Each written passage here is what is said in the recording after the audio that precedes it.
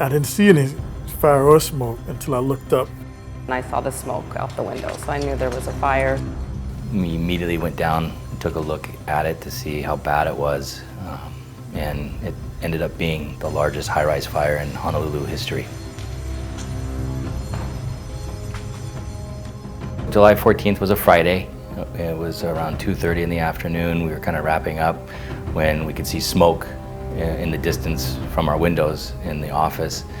Immediately did a Google search, saw that it was a Marco Polo that was on fire, and knew that that was one of the properties that we insure.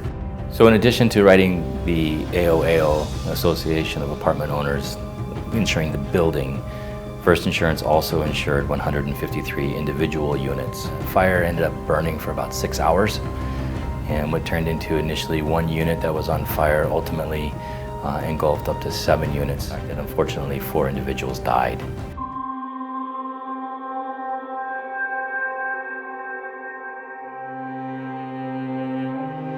We have a property management business in the building, in the lobby. I've been doing it personally for 33 years. Because most of our rental clients, most of them don't live in Hawaii, so we had the, approximately 75 plus owners on the mainland calling what's going on. It was worldwide news. Then of course we had our tenants who some were here, some were at work, not knowing what was going on.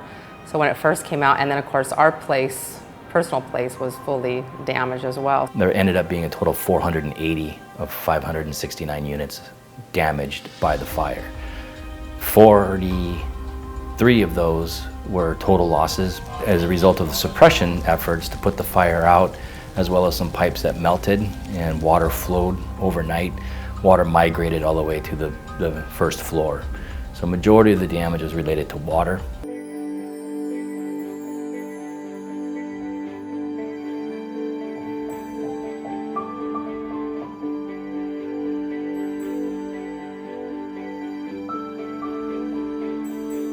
AOC was the general contractor responsible for the entire reconstruction operation of the fire at Marco Polo. Our role in the Marco Polo AOL property claim was that of a construction consultant on behalf of First Insurance of Hawaii, as well as the reinsurance companies involved behind. I'd say the most unique thing about the Marco Polo file and FICO's involvement in it was really the collaborative effort that was established right at the outset. Tom brought everybody together and said, listen, we're all going to work together to mitigate this loss as much as possible for the residents and for this community. I always felt empowered to make whatever decision necessary for the benefit of our customer. And even with reinsurers, construction consultants, and other people who may have some input, it was very clear that we were going to handle this the First Insurance way. This was our backyard. The funding had moved so quickly, and the collaboration resulted in major construction efforts beginning within 3 weeks, which is unheard of in a large loss fire, and certainly in a fire of the magnitude of Marco Polo. I was extremely pleased with the level of collaboration we've had with First Insurance. They could not have done a better job. I mean, to sit there and tell people, yes, you're covered, but only for this much, to have them not hating you, to having them appreciate that Tom was a kind person but had limits of what he could and could not offer, and to have the board say nothing but kind words about an adjuster and the company. Oh, it's been a wonderful relationship. FICO has been amazing from the start. Everything they've done has been fulfilled that I can see with communication, with their fulfilling people's policies, and coverage has been the best. I have never been involved on a project like this before, where we address the problems at hand immediately and move forward towards that resolution the next day. But as I look back, it's probably best that First Insurance had this claim as opposed to the others, because they have local claim service here. The unique aspect of this loss is not just that it was a large fire, but because the building was occupied. And unfortunately, and it was not surprising with a building built in 1968, there was a lot of building components that contained asbestos. Anywhere time that we had to scrape the ceiling, remove a wall, or remove the carpet, it had to be done in full containment. The abatement and repair efforts were mammoth, no doubt about it.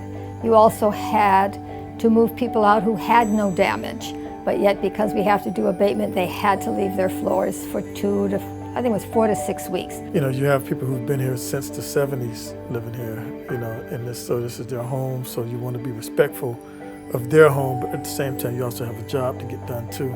Communication and trying to have empathy with the residents has been very important. You know, working with Tom on some of the communication, and you know, he has a grasp of understanding how owners would feel.